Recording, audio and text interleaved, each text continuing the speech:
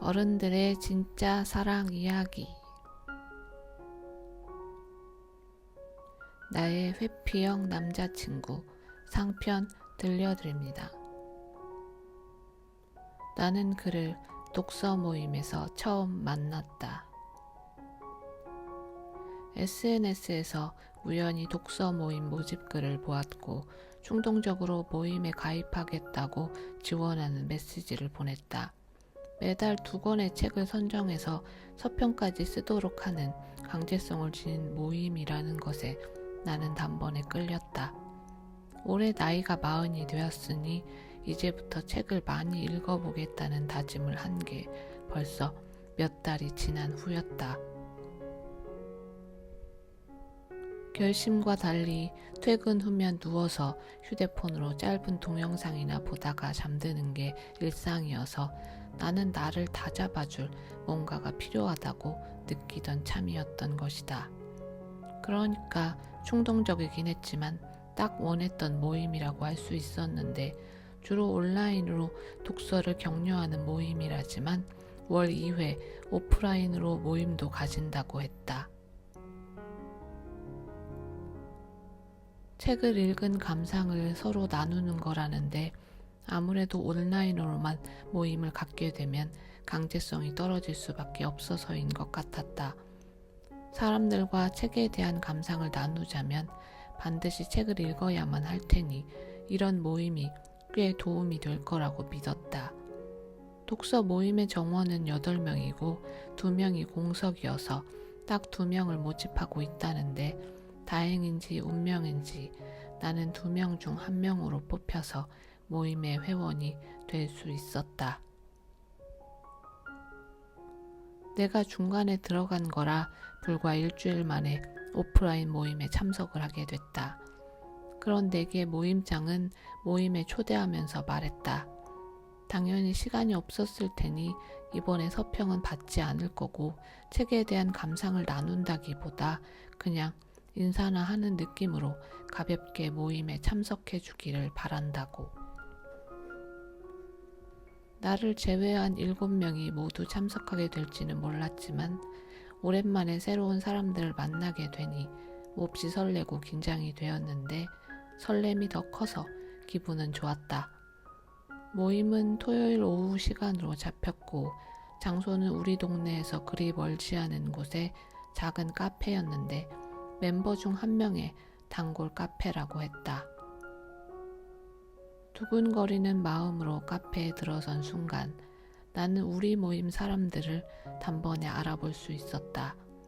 토요일 오후였지만 작은 카페는 사람이 많지 않았고 5명 이상이 자리한 팀은 딱 한 테이블 밖에는 없었던 것이다.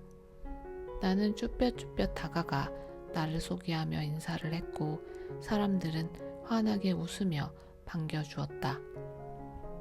모임의 연령대가 낮지 않다는 것은 알고 있었지만 대부분 30대 후반에서 40대로 보여서 순식간에 마음이 편해졌다. 모임장이 안내한 자리에 앉으면서 훑어보니 나를 빼고 7명이어야 하는데 1명이 비는 걸 알 수 있었다. 역시 10명이 안 되는 회원이라도 모두 참석할 수는 없나 보다 했는데 그때 카페 문이 열리는 소리가 들렸다. 아, 저기 새 회원님이신가 보다. 모임장이 반가워하며 일어나서 우리를 향해 다가오는 남자를 보았고 나는 그가 나와 함께 모임의 새 멤버가 된 사람이고 마지막 참석자라는 걸 알 수 있었다. 남자는 보통의 키에 다소 마른 편이었지만 말쑥한 외모였다. 30대 중후반 정도 됐을까 싶었는데 그 나이 남자들에 비해 머리숱도 풍성한 편이었고 무엇보다 얼굴에 미소가 가득해서 인상이 좋아 보였다. 그날 독서 모임은 순조롭게 진행이 됐다. 나는 회원들이 어떻게 책을 읽은 감상을 나누는지를 지켜보았고 다음에 희망하는 책에 대해서 의견을 주고받는 것을 주의 깊게 들었다. 모임 중 단 하나 불편했던 것은 나와 함께 새 회원이 된 그가 나를 너무 뚫어져라 쳐다보고 있었다는 거였다. 우리는 카페에서 모임을 마치고 간단하게 맥주나 한잔 하자는 모임장의 제안에 따랐는데 술집에서도 그는 내 앞에 앉아서 나를 관찰했다. 처음에 왔을 때 인사를 한 것 말고는 제대로 된 대화조차 가지질 않은 사람이었는데 대체 왜 저러는지 이해를 할 수가 없었다. 나는 허우대만 멀쩡한 미친 사람인가 싶어서 좀 겁이 났지만 그러면서도 나보다 어린 남자가 내게 관심을 갖는다는 것에 좀 우쭐해지기도 했다. 술집에서 나와 인사하며 회원들이 흩어질 때 눈치를 보며 서성거리던 그가 바짝 다가와서 드디어 말을 걸었다.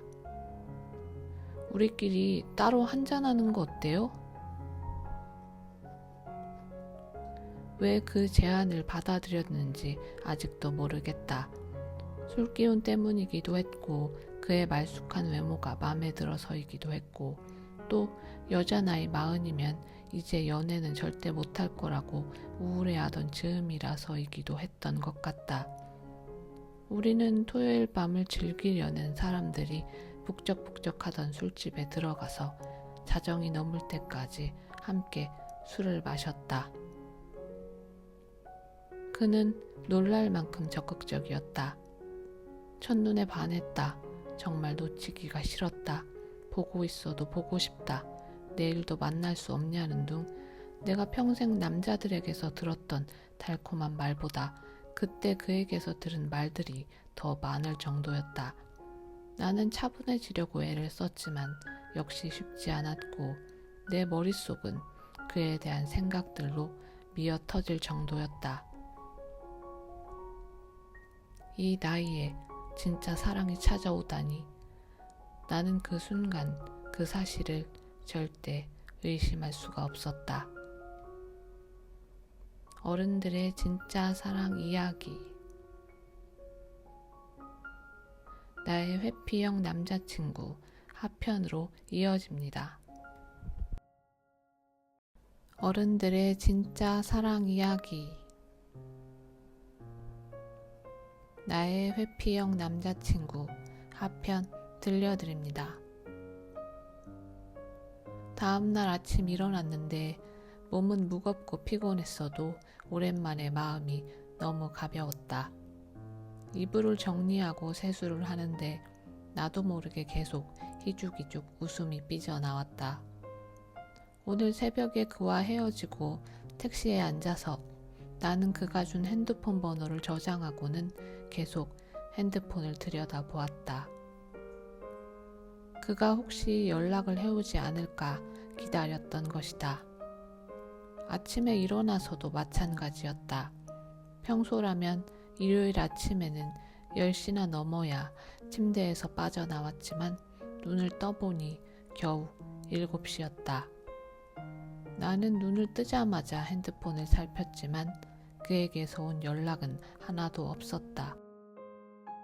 아직 자나? 평소 잠이 많은 편인가? 어제 그 호들갑을 떨어놓고 내게 잘 들어갔느냐는 메시지 하나가 없다는 게 나는 너무 이상했다. 하지만 나처럼 그 역시 어제 술을 많이 마셨으니 아직 일어나지 않을 가능성이 있다고 나 자신을 다독였다. 생각해보면 그가 적극적인 호감을 표시하긴 했어도 우리가 아직 사귀는 사이가 아니긴 했다. 그는 내게 연락해야 할 의무가 없었던 것이다. 어제 바로 그의 호감 표시에 대답을 했어야 했나 자책이 들자 좋았던 기분이 순식간에 날아가는 것 같았다. 술을 함께 마셨을 뿐 아직 아무 사이도 아니고 그가 했던 호감 표시에 반응을 해주지 않았으니 내가 그에게 먼저 연락할 핑계도 없었다. 그렇게 나는 애매하고 갑갑하고 짜증나는 감정 속에서 3일을 버티다가 도저히 참지 못하고 그에게 메시지를 보냈다.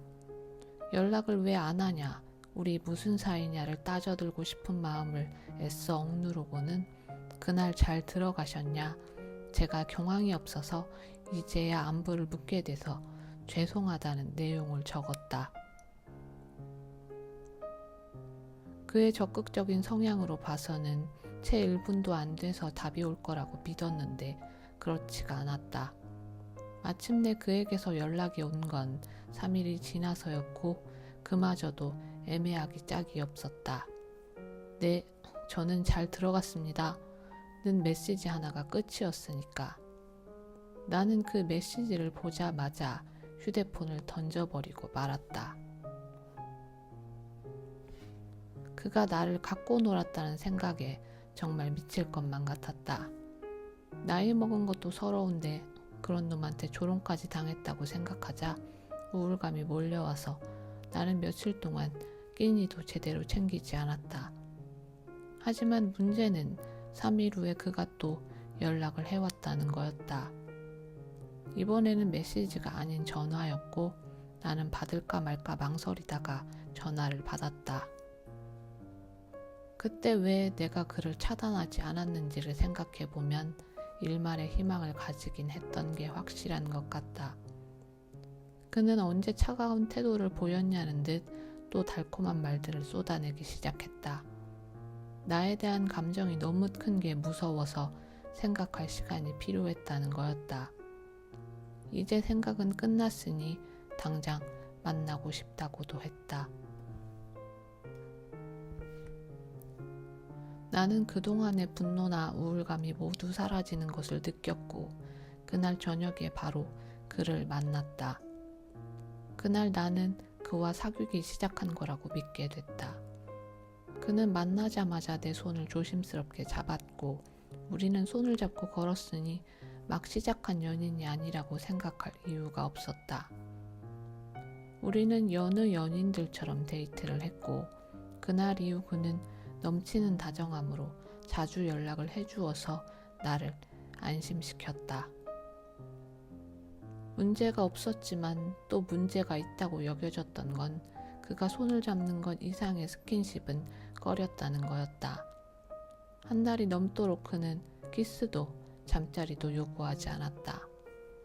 나는 굳이 서두를 마음은 없었고 그런 그의 태도가 나를 아끼기 때문이라고 해석했지만 점점 더 서운하고 이상한 마음이 드는 건 어쩔 수가 없었다. 남자친구가 나를 욕망하지 않고 나와의 관계를 원하지 않는다는 사실이 너무 자존심이 상했던 것이다. 나는 일부러 내 집에 초대도 해보고 나처럼 혼자 산다는 그의 집에 놀러 가면 안 되냐고도 물었지만 그는 내 집에 오지 않았고 자기 집에 오라고도 하지 않았다. 만난 지 2달쯤 됐을 때 나는 더 이상 참을 수가 없어서 함께 밤을 보내자고 대놓고 요구를 했다. 그가 나를 아끼는 마음이었다면 이제는 내가 정말 원한다는 걸 알려줘야 한다고 믿었던 것이다. 하지만 그는 얼버무리며 대답을 피했고 그 후로 곧 잠수가 시작됐다. 나를 차단한 걸까 싶을 정도로 전화나 메시지 모두 그에게 가닿지 않았고 나는 또 미칠 것만 같았다.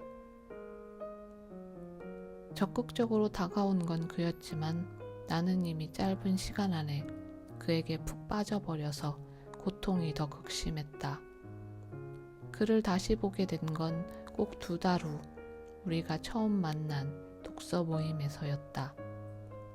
나는 혹시 그를 볼까 싶어서 꾸준히 모임에 나갔었고 그 기다림을 포기할 때쯤 그가 다시 나타났다. 회원들 앞에서 냉정을 유지해 보려고 안간힘을 썼지만 그의 차분한 표정을 보니 크게 사고라도 칠 것 같아서 몸이 갑자기 안 좋다는 핑계로 일찍 모임에서 빠져나왔다. 집에 돌아와서 한참을 울었다.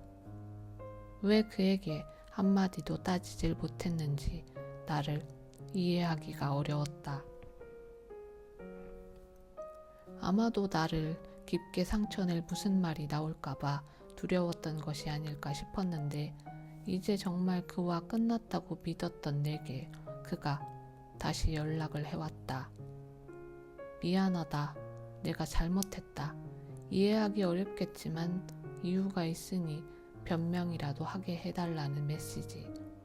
내가 메시지를 읽자 곧 그에게서 전화가 걸려왔다.